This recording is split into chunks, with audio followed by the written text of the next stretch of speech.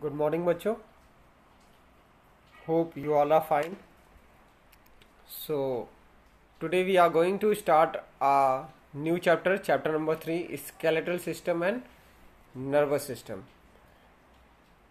As we have completed chapter number 2, and I have also sent the question answer. Those who have not watched that video, go through it and complete your work. Clear? Let's start our chapter.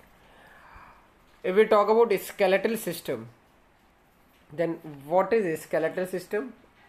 Its Hindi meaning is कंकाल तंत्र. Clear? तो जो skeletal system है इसका मतलब कंकाल तंत्र होता है. मीन्स ये हमारे बॉडी का क्या बनाता है? ढांचा बनाता है. Clear? It makes the frame of our body. ये फ्रेम क्रिएट करता है. और जनरली आपको पता है कि स्केलेटल सिस्टम में हमको क्या पढ़ाया जाएगा? यस, बोन पढ़ाया जाता है. ठीक है. तो उस स्केलेटल सिस्टम के अंदर हमें सारी बोन्स के बारे में पढ़ना होता है. और हमें पता भी है, अपने प्रीवियस क्लासेस में पढ़ भी रखा है कि कितनी बोन्स होती हैं अपने पास. चलिए बताइए कितनी बोन्स होती हैं. Yes, in adult 206 bones and in child 213 bone. But a baby which is less than 9 month or 1 year, it have more than 300 bone. more than 300 bone. Clear? तो जो बेबी 9 महीने या 1 साल से कम का होता है उसके पास लगभग 300 या 300 से थोड़ी सी अधिक हड्डियां आपको देखने को मिलेंगी. और जो आप लोग हैं और 10th क्लास के भैया लोग आपके होंगे, 8th क्लास में, इन सब के पास 213 बोन्स मिलेंगे आपको. लेकिन जब एज एक पर्सन का 17 या 17 एबव होता है तो जो हड्डियां वो फ्यूज होना स्टार्ट कर देती हैं और 213 की जगह उसके अंदर 206 बोन हो जाती है. और एडल्ट में 206 बोन पाई भी जाती हैं. Clear? Now here we have to discuss what is the function of skeletal system. Skeletal system का क्या फंक्शन है? स्केलेटल सिस्टम पहला तो फ्रेम बनाएगा हमारे बॉडी का, साथ साथ it protect many soft organs like stomach, like brain. Our skull protect our brain. Clear? And like that ample of organs are protected by these bones. Clear? And also these bone play role in the movement of the person. Movement में भी help करती हैं. और इसके साथ साथ कुछ bones में आरबीसी और डब्ल्यूबीसी यानी कि जितनी ब्लड सेल्स हैं सबका फॉर्मेशन होता है. ठीक है. और बोन के अंदर बोन मैरो होता है, जेली लाइक सब्सटेंस होता है. ठीक है. हाँ, उसी के अंदर ब्लड सेल्स का फॉर्मेशन होता है. क्लियर हो रही बात? तो आप ऊपर इंट्रोडक्शन में बताया गया कि स्केलेटल सिस्टम की मदद से आप बहुत सारे फंक्शंस कर सकते हैं. ठीक है. जैसे कि आप राइट कर सकते हैं, रीड कर सकते हैं. इसके अलावा नर्वस सिस्टम के बारे में बताया गया है. नर्वस सिस्टम क्या है? ऐसा सिस्टम जो हमारे बॉडी को कंट्रोल करता है. ठीक है. जो कि हमारा क्या है? ब्रेन.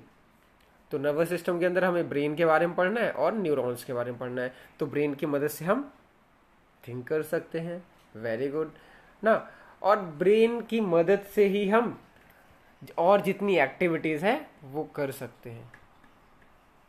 क्लियर हो रही बात? चलिए अब हम लोग स्टार्ट करते हैं स्केलेटल सिस्टम पे. ठीक. तो अभी हमने देखा कि स्केलेटल सिस्टम जो है हमारे बॉडी का फ्रेमवर्क क्रिएट करता है. और जो कि फ्रेमवर्क कौन बनाता है? बोन बनाता है. तो स्केलेटल सिस्टम के अंदर हम लोगों को बोन पढ़ना है. ठीक है. अब स्केलेटल सिस्टम का फंक्शन क्या है एक बार फिर से देख लेते हैं. फंक्शन क्या है? यहाँ पे राइट किया गया है, देख सकते हैं. It protect soft internal organs of our body. ठीक है. अगला क्या है? ये स्ट्रेंथ, सपोर्ट और अपने बॉडी को क्या देता है? एक शेप देता है. साथ साथ it also help in movement. Movement में भी हेल्प करता है. क्लियर हो रही बात? और इसके अलावा मैंने बताया कि कुछ बोन्स हैं जो हॉलो होती हैं और जेली लाइक सब्सटेंस से फिल्ड होती हैं. उसको हम लोग बोलते हैं बोन मैरो, और उन्हीं बोन मैरो से ही बनती हैं क्या, ब्लड सेल्स। क्लियर। इसके अलावा जो बोन्स है ये बहुत सारे मिनरल्स के लिए रिजर्वायर होती है, मतलब बहुत सारे मिनरल्स को इकट्ठा करके रखती हैं, जैसे फॉस्फोरस है, फॉस्फेट है, ठीक है, इसके अलावा कैल्शियम है। इन सभी मिनरल्स को मतलब इकट्ठा करके रखती हैं ताकि ज़रूरत पड़ने पर हम बॉडी को फर्दर प्रोवाइड करा सकें। ठीक है। अगर बोन की बात करें तो बोन आपको पता है कहाँ पे कितनी बोन होती हैं। पहले तो स्कल देखते हैं। स्कल क्या होता है, देखो फेस और ये क्रेनियम को मिला के हम लोग स्कल कहते हैं। तो यहाँ जितनी फेशियल बोन है और स्कल की बोन है ये क्या कहलाती है, सॉरी फेशियल बोन है और क्रेनियम की बोन है, ये क्या कहलाती है, स्कल कहलाती है। आप यहाँ देख सकते हैं डायग्राम में, ये जो आपका पोर्शन है ये कहलाता है क्रेनियम, ठीक है। और यहाँ से जितनी बोन है ये नीचे, ये कहलाती है फेशियल बोन। ये फेशियल बोन है और ये क्रेनियम बोन, या फिर बोले क्रेनियम है या फिर बोले क्रेनियल बोन है, ठीक है। CRANIUM क्रेनियम है। तो क्रेनियम और फेशियल बोन को हम मिला के हम लोग स्कल बोलते हैं। क्लियर हो रही बात। हाँ, अगर क्रेनियम की बात करें तो क्रेनियम में 8 बोन होती हैं और इस फेस पे होती हैं 14 बोन। तो 14 और 8 कितना हो गया, 22 बोन। क्लियर हुई बात। एक बोन आपको यहाँ पे मिलेगी हाइड बोन, आप यहाँ पे ऊपर के साइड टच करोगे, ठीक। क्लियर हो रही बात। आप ईयर को टच करोगे तो ये कोई यहाँ पे दिखाई देता, कुछ बोनी स्ट्रक्चर दिखाई देता। एक्चुअली ये बोन नहीं बन पाता है, ये होता है कार्टिलेज। जो कार्टिलेज है, बचपन में जितने भी एनिमल्स होते हैं सबके पहले कार्टिलेज का फॉर्मेशन होता है, फिर कार्टिलेज ही फर्दर बोन बनाती हैं, ठीक है। तो यहाँ पे आप देख सकते हैं, अप्रिशिएट कर सकते हैं, ये क्या है, कार्टिलेज है। देखिए बोन कभी फोल्ड नहीं होती है, वो जॉइंट से ही मुड़ती है, लेकिन कभी उसको फोल्ड नहीं कर सकते, लेकिन इसको आराम से हम लोग बेंड कर सकते हैं, ठीक है। तो ये कार्टिलेज है। बोन होती ईयर में, अंदर के साइड इंटरनल ईयर में होती है। चलिए, ठीक है। जो स्कल है इसको आप टच करके महसूस भी कर सकते हो, देख सकते हो, फील कर सकते हो, ठीक है। ये आपका स्कल है, ठीक है। क्लियर हो रही बात, पक्का। अब स्कल के फंक्शन पे आते हैं। स्कल का फंक्शन क्या हो सकता है, देखो ये जो स्कल आपको दिखाई दे रहा है इस जगह पे, इसका फंक्शन क्या होगा, इस स्कल के अंदर ही अंदर साइड में क्या होता है, ब्रेन रखा होता है। यानी कि ये स्कल जो है ये हमारे ब्रेन को क्या करता है, प्रोटेक्ट करता है, ठीक। क्लियर। इसके अलावा आपको जॉ बोन दिखाई देगी, जो हमारी जॉ बना रही, जबड़ा बना रही होंगी, ठीक है। इस पूरे स्कल में केवल एक ही बोन है जो मूवेबल है, वो है लोअर जॉ बोन। ये अपर जॉ बोन है और ये क्या है, लोअर जॉ बोन। इसको मूव करके आप फील करिए, लोअर जॉ बोन मूव कर सकती है, हाँ बिल्कुल मूव कर सकती, चेक कर लिया। तो ये बात थी किसकी, स्कल की, ठीक है। अब आगे आते हैं बैकबोन पे हम लोग। देखें बैकबोन को आप अगर अप्रिशिएट करें, टच करके देखें, तो आपको पीछे के साइड कुछ बोन्स दिखाई देंगे, बोनी स्ट्रक्चर्स दिखाई देंगे। ये क्या होते हैं, हमारी बैकबोन। अब देखिए यहाँ पे डायग्राम भी दिखाई दे रहा है, ये क्या आपकी बैकबोन। और कितना नंबर होता है बैकबोन, एक चाइल्ड में लेस देन 17 ईयर चाइल्ड में आपको ये 33 बोन्स दिखाई देंगी, ठीक है। लेकिन जब आप एज्यूम करिए अपने आप को, जब आप 12th क्लास में पहुंच चुके होंगे, ठीक है, तब आपकी ये 17-18 की अप्रॉक्स होगी, तब ये जो बोन का नंबर है, ये नीचे की साइड जो बोन्स है, यहाँ पे 9 बोन्स होती हैं, वो फ्यूज कर जाती हैं, फ्यूज करके 2 में कन्वर्ट हो जाती हैं। 9 बोन्स आपस में फ्यूज होती हैं, 2 बोन बना लेती हैं। तो डिफरेंस कितने का मिला, 7 का। अब 33 में 7 माइनस कर दिए तो बचता कितना है, 26। तो एडल्ट में बैकबोन 26 होती है और इस चिल्ड्रन में 33 देखने को मिलती है। क्लियर हो रही बात। अब इस बैकबोन के फंक्शन की बात करें तो सबसे पहला फंक्शन है, बैकबोन की मदद से आप ट्विस्ट कर सकते हैं, ठीक है, बेंड कर सकते हैं, मुड़ सकते हैं, साथ साथ आप स्ट्रेट बैठ भी सकते हैं, अपराइट हो सकते हैं। क्लियर। इसके अलावा बैकबोन का एक और फंक्शन है, इसमें आप देखोगे तो बैकबोन पे आपको कैनाल दिखाई देगी, मतलब छोटा सा आपको रास्ता दिखाई देगा। और यहाँ पे देखो तुम, अगर तुम देख पाओ तो देखो, ये इस जगह पे ये मैंने पॉइंट रखा है यहाँ पे देखो आपको रास्ता दिखाई दे रहा होगा। और ये रास्ता पूरा ये देखो ये बनता चला आया है, ठीक है। इस रास्ते के थ्रू यहाँ पे कुछ अंदर से आया हुआ, ये देखो यहाँ दिख रहा है। ये क्या है, ये स्पाइनल कॉर्ड है। स्पाइनल कॉर्ड क्या होता है, देखो स्पाइनल कॉर्ड क्या होता है, ब्रेन का एक्सटेंशन। ब्रेन जो है स्कल में रखा है, इसके अलावा ब्रेन का जो पार्ट स्कल के बाहर आ जाता है, ठीक है, वो इन्हीं वर्टिब्री के बीचों बीच से कैनाल बना होता है, रास्ता होता है, उसी के रास्ते से नीचे चला जाता है, ठीक है। और ये वर्टिब्री लगातार इस हमारे स्पाइनल कॉर्ड को प्रोटेक्ट करती हैं डैमेज से। अब सोचो, ब्रेन ही हमारे पूरे बॉडी के फंक्शन को कंट्रोल करता है। अगर ब्रेन का कोई पार्ट डैमेज हो जाए तो हमारे बॉडी का पार्ट ही डैमेज हो जाएगा, क्योंकि ब्रेन ही फंक्शन कर रहा है ना, मतलब ब्रेन की मदद से ही वो फंक्शन कर रहा है बॉडी पार्ट। क्लियर हो रही बात। हाँ, दूसरा ये जो स्पाइनल कॉर्ड आपको दिख रहा है, स्पाइनल कॉर्ड का फंक्शन क्या होता है, देखो स्पाइनल कॉर्ड का फंक्शन है क्या, रिफ्लेक्स एक्शन। रिफ्लेक्स एक्शन मतलब इंस्टेंट रिस्पॉन्स। जैसे आपको कभी कोई चिटकी काटता है तो क्या तुरंत हैंड हट जाता है, पिन लगाता है तो हैंड हट जाता है, या कोई चीज़ गर्म चीज़ उसको टच करे तो तुरंत हैंड हट जाता है ना, ये क्या है, रिफ्लेक्स एक्शन। ऐसे ही कभी आपसे कोई पूछे आप अल्फ़ाबेट सुनाओ तो आप बता दो ABCD पूरा सुना देते हो ना, क्या सोचना पड़ता है, नहीं। तो जितनी चीज़ें तुरंत आप बताते हो, फटाक से बता देते हो, इसी को बोलते हैं reflex action. Reflex action comes just because of spinal cord. Spinal cord से ही रिफ्लेक्स एक्शन जनरेट होता है, ठीक। तो कोई भी बात अगर आप लगातार बोल रहे हो तो वो आपके कहाँ स्टोर हो जाती है, स्पाइनल कॉर्ड में। और स्पाइनल कॉर्ड में जो चीज़ें आ जाएंगी वो भूलती नहीं है। क्लियर हुई बात, पक्का। चलो, तो वर्टिब्री का फंक्शन क्या, ट्विस्टिंग बेंडिंग में हेल्प करेगा, अपराइट सिटिंग में हेल्प करेगा, साथ साथ स्पाइनल कॉर्ड को भी प्रोटेक्ट करेगा और स्पाइनल कॉर्ड को रास्ता प्रोवाइड कराएगा। पक्का। चलो, अब इसको आप लोग अच्छे से पढ़ लीजिएगा। यहाँ पे इधर जो जितना पॉइंट इसमें लिखा उससे उसको तो हमने डिस्कस किया, उससे थोड़ी बातें और भी हमने डिस्कस कर ली, ठीक है। चलो, अब आते हैं रिब केज पे। रिब केज का मतलब क्या होता है पहले ये देखते हैं।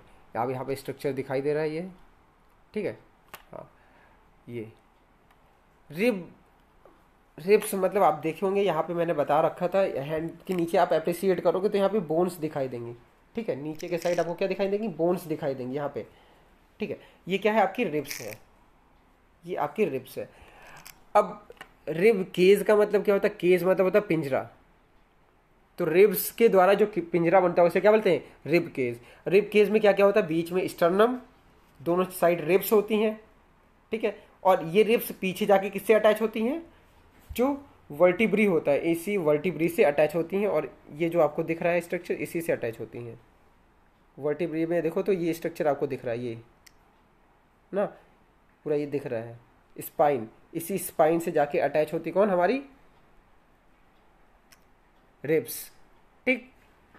तो अब रिब केज कौन कौन बनाता है, देखो रिब केज में कौन किसका किसका पार्टिसिपेशन है, आप लोग ध्यान से देख सकते हैं। ये देखो स्टर्नम का है, ये रिब्स का है, और रिब्स पीछे जाके अटैच होते किसमें, वर्टिब्री में। तो वर्टिब्री पीछे, रिब आगे आई और स्टर्नम से जुड़ी, ये स्टर्नम है, ठीक है, स्टर्नम। तो रिब केज में कौन कौन आ रहा है, आगे स्टर्नम है, साइड में रिब्स है, और पीछे के साइड कौन है, वर्टिब्री है। तो रिब केज में कौन कौन बनाता है, स्टर्नम, और बताओ ये रिब्स, और पीछे के साइड वर्टिब्री। आप ऊपर देखेंगे तो एक बोन ये दिखाई दे रही है, इसको बोलते हैं क्लेविकल। क्या बोलते हैं, क्लेविकल, या फिर कॉलर बोन, पहले भी पढ़ रखा है। और ये कॉलर बोन के पास जितना गड्ढा जिसका होता है उसको उतना सुंदर माना जाता है, इसीलिए हम इसको ब्यूटी बोन कहते हैं। देखो मेरा कितना गड्ढा है ना, थोड़ा गहरा, तो मैं सुंदर हूँ, वो तो हूँ। चलो कोई नहीं, तो बातें समझ में आई, पक्का, जोर से बोलो। अरे जय माता दी नहीं बोलना है, समझ है नहीं है, अच्छा आ गया। चलो, तो अब हम लोग आते हैं रिब्स की बात करते हैं। ठीक है। स्टर्नम आपको पता है, स्टर्नम 1 होता है जो बीच में दिख रहा है। आप अपना अप्रिशिएट टच करके अप्रिशिएट कर सकते हो, सेंस कर सकते हो। अगला है रिब्स।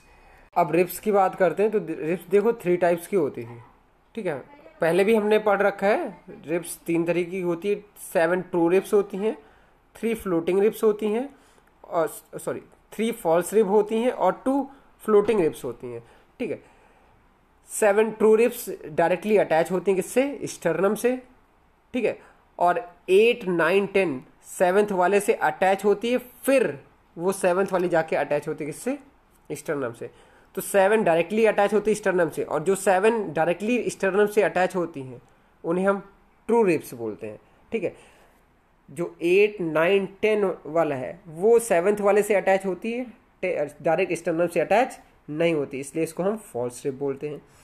2 रिब्स होती हैं जो कि पीछे तो अटैच होती हैं वर्टिब्री से, लेकिन आगे स्टर्नम, ना ही स्टर्नम से अटैच होती हैं ना ही किसी रिब से, वो बिल्कुल फ्लोट करती होती हैं। आप नीचे के साइड देख सकते हैं, पीछे से आप हैंड लाएंगे तो 2 फ्लोटिंग रिब्स आपको दिखाई देंगी, ठीक है। स्टमक, जहाँ पे आप स्टमक दिखाते हो उससे थोड़ा सा पीछे के साइड जाना तो वहाँ पे आपको 2 फ्लोटिंग रिब्स दिखाई देंगी, ठीक। और ये फ्लोटिंग रिब्स क्या करती हैं? ये फ्लोटिंग रिब्स का फंक्शन होता है प्रोटेक्ट करना सॉफ्ट ऑर्गन को, जैसे किडनी लाइक स्ट्रक्चर्स को ये क्या करती हैं? प्रोटेक्ट करती हैं। क्लियर? कभी कभी कुछ रिब्स एक्स्ट्रा आ जाती हैं, फ्लोटिंग रिब्स के अलावा कुछ रिब्स एक्स्ट्रा आ जाती हैं, मतलब जिसको बोलते हैं 13 पेयर रिब। 12 पेयर तो है, 13वीं पेयर भी आ जाती है तो उसको हम लोग बोलते हैं गॉरिल्ला रिब। क्या बोलते हैं? गॉरिल्ला रिब्स। क्लियर? तो गॉरिल्ला रिब क्या है? 13 पेयर रिब, मतलब एक एक्स्ट्रा पेयर रिब आ जाए तो उसे क्या बोलते हैं? गॉरिल्ला रिब। क्लियर? चलो, तो ये थी बात रिब्स के बारे में, तो समझ में आ गया होगा रिब केज, ठीक। तो रिब केज के अगर बोन की बात करें तो 33 पीछे होती हैं वर्टिब्री में।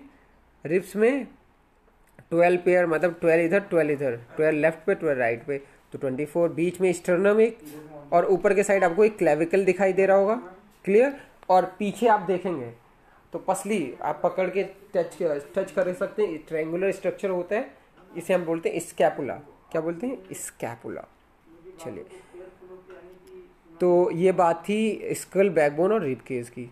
अब हम लोग आते हैं लिम्स पे, ठीक है। देखो, लिम्स का मतलब आप अपेंडेज भी बोल सकते हो। क्लियर? तो अपेंडेज मतलब हैंड और आपका लेग, मतलब आर्म और लेग। क्लियर?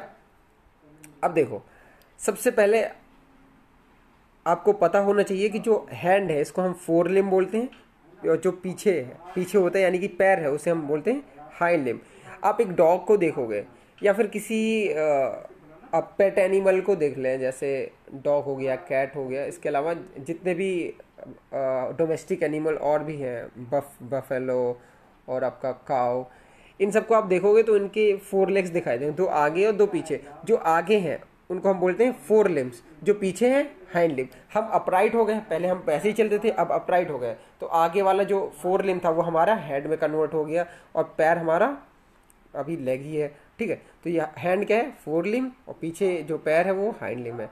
अब हैंड के फंक्शन की बात करो तो हैंड का फंक्शन क्या है? किसी भी चीज़ को होल्ड करना, ठीक है। इसके अलावा किसी चीज़ को टच कर सकते हैं, ठीक। अपने आपको सपोर्ट देने के लिए हैंड का इस्तेमाल आप कर सकते हैं। क्लियर? ये हैंड के फंक्शन की बात है।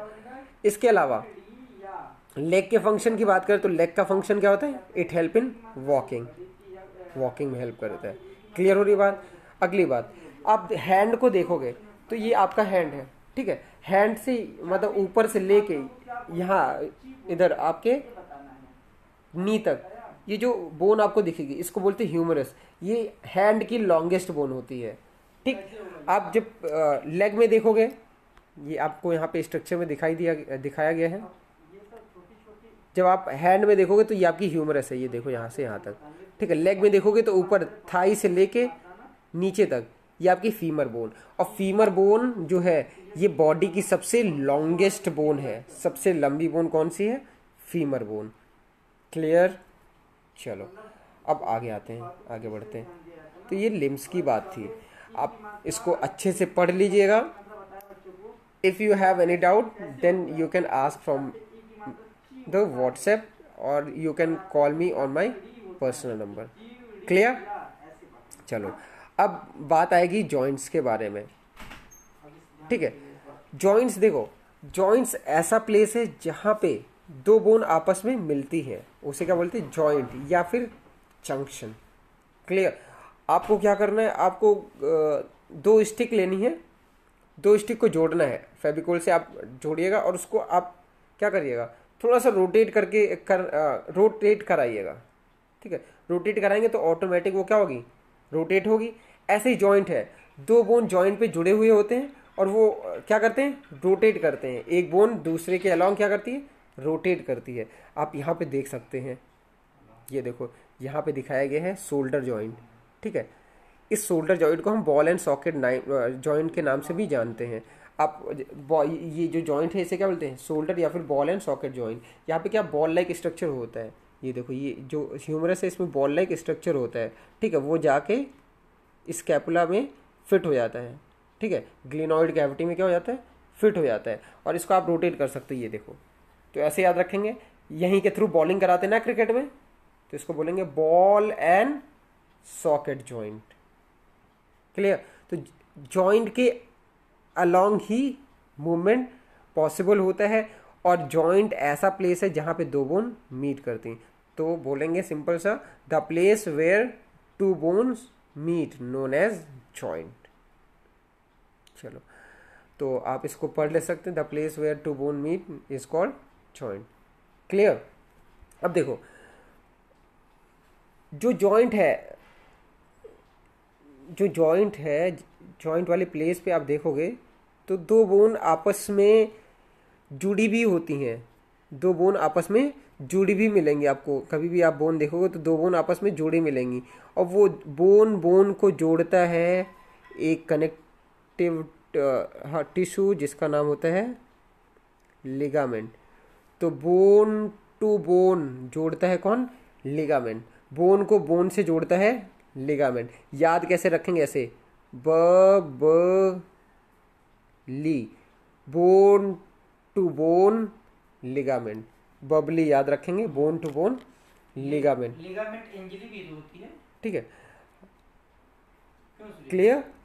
हाँ, कभी कभी क्या होता है, हम कोई गेम खेल रहे हैं या फिर कहीं पे जा रहे हैं, अचानक से क्या होता है, जब ये जो लिगामेंट बोन को बोन जोड़ रहा है, कभी इंजरी के दौरान ये टूट जाता है तो क्या हो जाता है, लिगामेंट इंजरी। आप यहाँ पे अप्रिशिएट कर सकते हो इस पोर्शन में, आप इसको ऐसे फोल्ड करिए और यहाँ पे देखिए, यहाँ पे कुछ टाइट सा दिख रहा है, ये तो टेंडन है मसल का, इसके नीचे के साइड आप देखोगे तो यहाँ पे टाइट सा स्ट्रक्चर दिख रहा है, यही क्या है आपका, लिगामेंट। यही क्या है, लिगामेंट। ऊपर टेंडन दिख रहा हुआ टाइट सा, जो यहाँ मसल से आया है, ये टेंडन है, उसके नीचे क्या है आपका, लिगामेंट। ठीक है, इधर भी आप चेक कर सकते हैं, यहाँ पे इधर साइड, यहाँ पे ये आपका लिगामेंट, ऊपर टेंडन दिख रहा है, यहाँ पे लिगामेंट। ठीक, चलो, तो लिगामेंट समझ आया। तो बोन को बोन से जोड़ता है लिगामेंट। एक बात यहीं पे और बता दूं इसी के साथ साथ, जो यहाँ पे मसल्स होती है, आप यहाँ पे टच करोगे तो ये मसल दिख रही होगी, मसल को बोन से कौन जोड़ता है, ये जो मसल है ये जाके बोन से जुड़ती हैं, तो मसल को बोन से जोड़ता है कौन, ये जोड़ता है, चलो बताओ कौन, टेंडन। याद रखेंगे, बोन को बोन से जोड़ता है लिगामेंट, तो बबली से याद रखेंगे। मसल को बोन से जोड़ता है टेंडन। ठीक है, मसल को बोन से जोड़ता है टेंडन, तो ऐसे याद रखेंगे, T for tendon, M for muscle, B for bone. Bone को मसल से जोड़ता है टेंडन, तो टीएमवी अभी हायर क्लास में जाओगे तो जैसे कोरोना वायरस है, ऐसे टीएमवी वायरस भी पढ़ोगे, टोबैको मोजैक वायरस, टोबैको की पत्तियों को खराब करने वाला कर देता है ये वायरस, तो टीएमवी आगे पढ़ोगे। तो टेंडन क्या होता है, जो मसल को बोन से जोड़ता है। ठीक है, लिगामेंट क्या होता है, जो बोन को बोन से जोड़ता है। क्लियर हो रही बात? चलो आगे बढ़ते हैं। तो अब हम देखने वाले हैं क्या, जॉइंट्स देखने वाले। तो जॉइंट जो होते हैं मेनली आपको तीन तरीके के जॉइंट मिलेंगे। ठीक है, एक मिलेगा मूवेबल जॉइंट, एक इमूवेबल जॉइंट और तीसरा मिलेगा पार्शियल मूवेबल। मतलब एक होगा कि आसानी से पूरा मूव करेगा, एक मूव नहीं करेगा, एक थोड़ा सा मूवमेंट वाला जॉइंट मिलेगा। तो इसको अलग अलग हम नाम देते हैं, ठीक है। एक को हम लोग बोलते हैं कार्टिलेज जॉइंट, ठीक है। अगला होता है साइनोवियल जॉइंट और एक होता है फाइब्रस जॉइंट। तो जो फाइब्रस जॉइंट है ये मूव नहीं करता, बिल्कुल मूवमेंट नहीं होता। जैसे यहाँ स्कल में आप यहाँ टच करके देखें बीच में, यहाँ पे क्या फाइब्रस जॉइंट है, क्या इसको कभी मूव करके देखा है ये बोन? नहीं। यहाँ सूचर यहाँ बीच में बच्चों को देखा होगा, यहाँ पे कुछ हिलता है, मतलब चलता रहता है। जब जब लगभग 2 साल के होते हैं या 1 साल के होते हैं, 3 साल पे तो जॉइंट होते जाता है ना लगभग, मतलब ये धड़कना बंद कर देता है।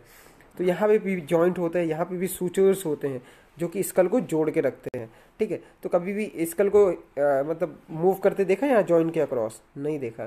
तो ये क्या होता है? इमूवेबल जॉइंट, ठीक है। तो जॉइंट 3 तरीके के होते हैं, जॉइंट 3 तरीके के होते हैं। कौन कौन से? पहले होते हैं फाइब्रस जॉइंट, जिसको हम बोल सकते हैं ये यू है, FIBROUS, और इसको बोलते हैं इमूवेबल जॉइंट, ठीक है, IMMOVABLE, ठीक है, इमूवेबल जॉइंट, ठीक है। या तो फाइब्रस बोलेंगे या तो इमूवेबल। ये ऐसे जॉइंट है जो मूव बिल्कुल नहीं करते। वो कहाँ होते हैं? हमारे फेस में मिलेंगे और तुम्हें हेड में मिलेंगे। तो हेड और फेस में होते हैं fibrous joint, F for face, F for fibrous. Clear? पहले जॉइंट की बात थी। अब दूसरे जॉइंट पे आते हैं। पहला इमूवेबल हो गया, दूसरा जॉइंट, पहला फाइब्रस या इमूवेबल हो गया, दूसरा क्या है? अब पार्शियल मूवेबल, मतलब थोड़ा बहुत मूवमेंट करेगा, इसको बोलते हैं cartilage joint,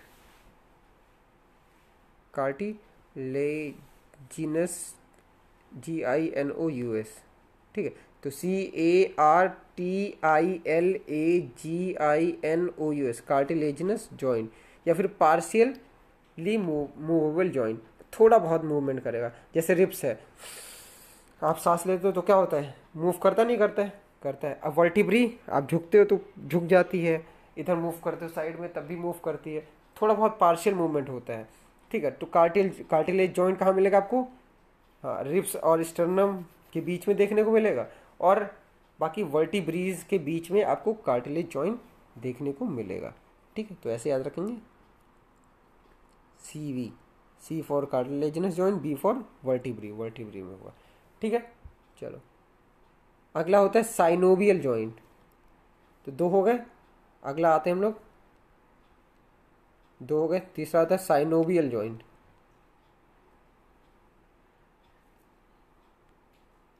SYNOVIVAL, synovial, sorry SYNOVIAL, synovial joint, ठीक है। इसको हम लोग मूवेबल जॉइंट भी कहते हैं। ये जॉइंट आसानी से मूव करता है, और इन्हीं जॉइंट्स के बारे में हमें इस चैप्टर में पढ़ना है, ठीक।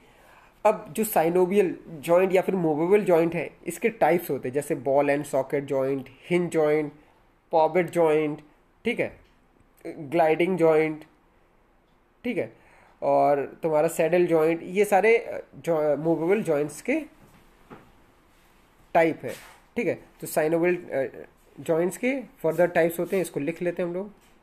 देखो कौन कौन से होते हैं साइनोवियल जॉइंट के। साइनोवियल जॉइंट जहाँ उसी के नीचे बना लेना, क्या क्या होता है? बॉल एंड सॉकेट लिखा है, यहाँ पे लिख लेना। हिंज जॉइंट यहाँ लिखा है, ठीक है। पावेट जॉइंट नीचे लिखा है, और नीचे देखोगे तुम्हें ग्लाइडिंग जॉइंट लिखा होगा, ठीक है। और नीचे आओगे तो लिखा होगा सैडल जॉइंट, हो सकता ना लिखा हो तो लिख लें आप लोग सैडल जॉइंट, यहाँ पे लिख लें saddle joint, SADDLE।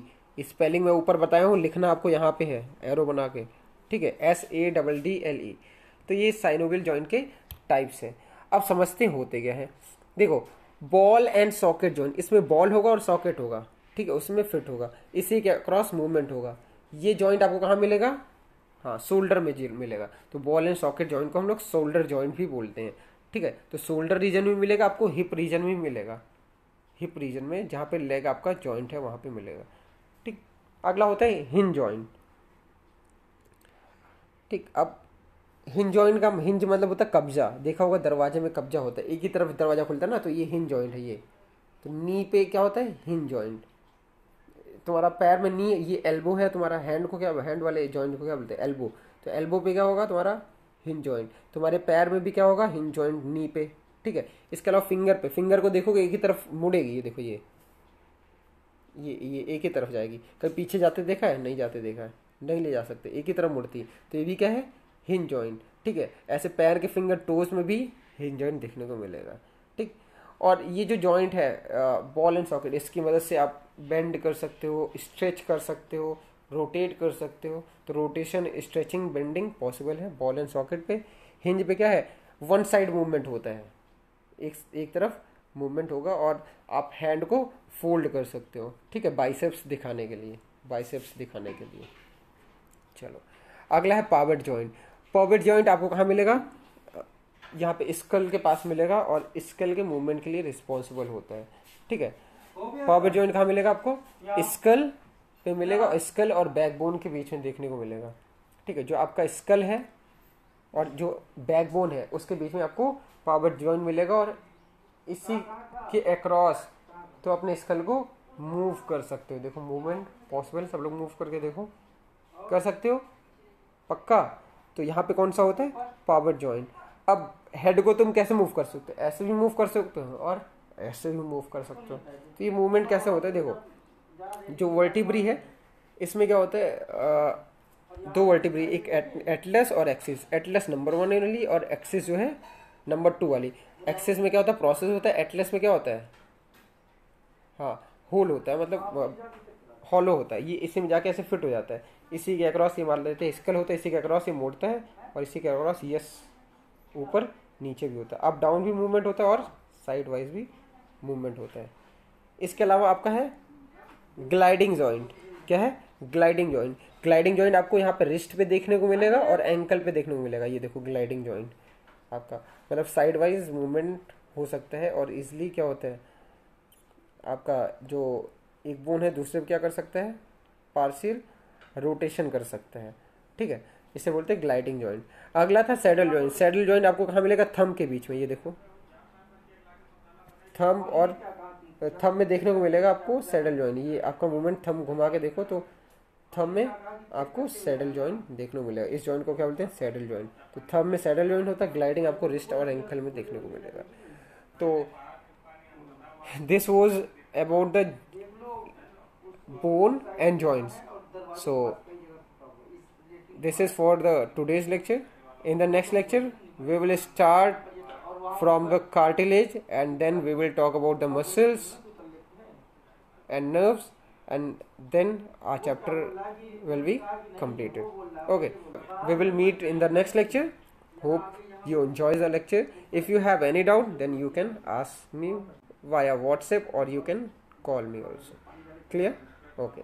Thank you. Have a good day.